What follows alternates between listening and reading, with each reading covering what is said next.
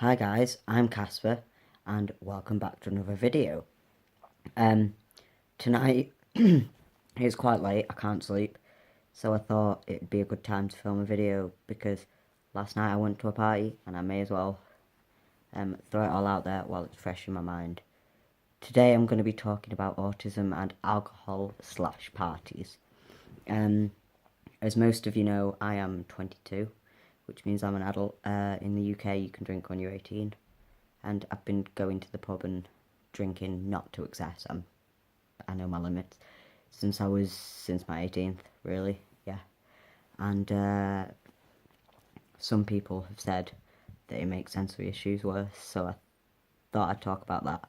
But before I get onto that, I shall tell you about parties. I went to a party last night. It was the 21st, and I hadn't seen anybody there for about 3 years. Maybe 4, and yeah, I was really panicky about it. So I took some things with me to keep me calm, and most people understood, but I did get some questions about my chewies. This is what I normally take with me to parties to help me cope. My Spider-Man, as you know, I take that with me everywhere. He's got beads in him. He's a good fidget. I love him. A fidget spinner. Great one for parties because it's quite popular, so everybody knows what it is and everybody knows what it's for. Nobody takes it off you, and you don't get any questions with it like other things such as chewies. I take communication cards which explain that I have autism. There's one for a panic attack, which is really handy. It came in handy last night. One of my friends phoned my grandpa because I had a bit of a panic attack, and I came home.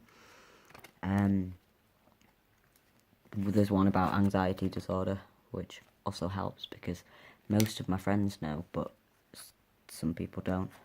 And sensory overload, which is really important because loud noises and stuff are very, very common at parties. And a tango, I normally take one like this. I take a normal one to parties because it comes apart less easy and it's just easier to fold up and shove in my pocket if I need to. And a chewy necklace. You will get questions about these at parties, especially where people don't know you. I got questions and I just said it's something I have to keep me calm, and it shut everybody up, which is good. I ended up having quite a good night. I had a few drinks and then unfortunately had a panic attack and I had to come home. That was nothing to do with sensory issues. That was just I was in a new environment, and sometimes I panic when I'm in a place I haven't been before. Yeah, it's quite common with people with anxiety and autism to panic about new places and new situations and new people, and there were too many people and it was very, very loud. Some people take earplugs with them, but I don't quite feel confident enough in a room full of people I don't really know to wear earplugs in a loud environment, so I just tend to deal without and go outside to a smoking area with a close friend if it gets too loud. I normally have at least one person who I will go and get specifically if it gets too loud, and they will go outside with me and talk to me until I calm down and I'm ready to go back in, and that is perfect. If you go to a party and it's going to be very loud, make sure you tell at least one person that if you need to get out, you need to get out. And yeah, that will really help. Yeah, I was drinking. I didn't drink a lot. I never really drink a lot because I know my limits, and drinking makes sensory issues a lot worse for me. I've spoken to some people, like some of my friends, and they say it makes it better, but I did some research this evening because I've had nothing to do really, and yeah, there's been research to show that it does make sensory issues worse.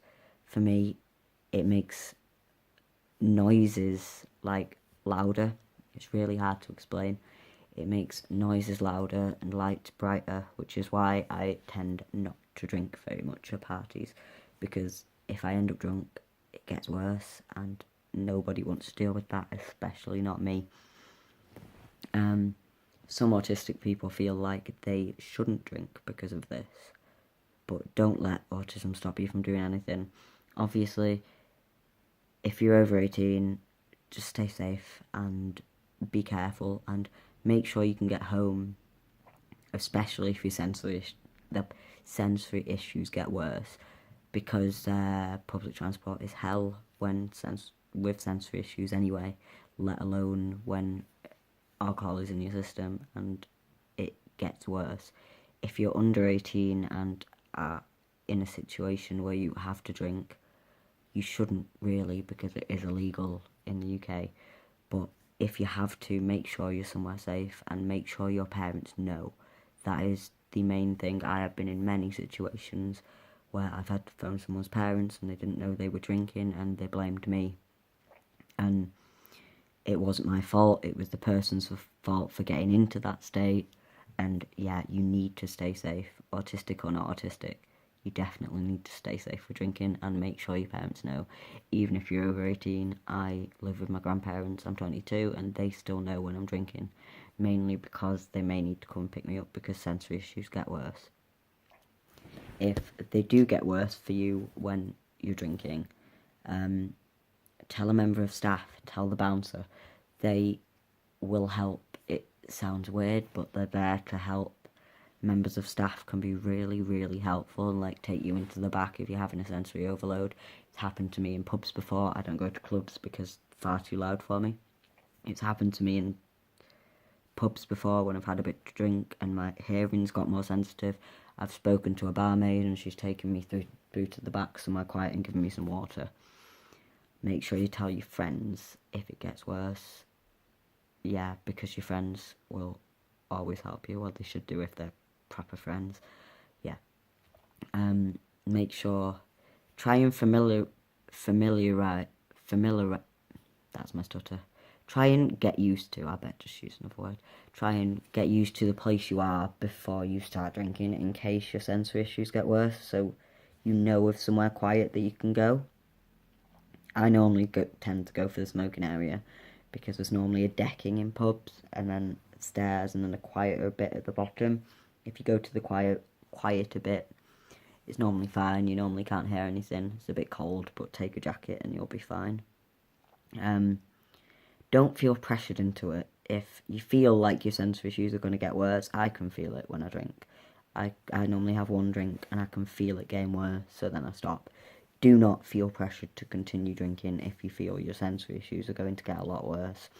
I explain it to people and they're fine with it. I normally don't drink in pubs. I went to the pub tonight and I just had a Coke. Like, if you don't want to drink, whether it's to do with sensory issues or your mood or you just can't be bothered, don't feel pressured to.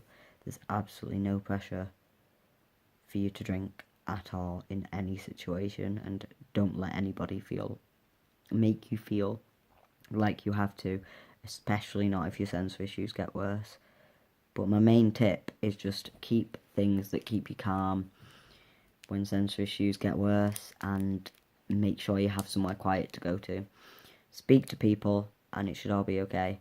I may do another video on this in more detail if people would like it.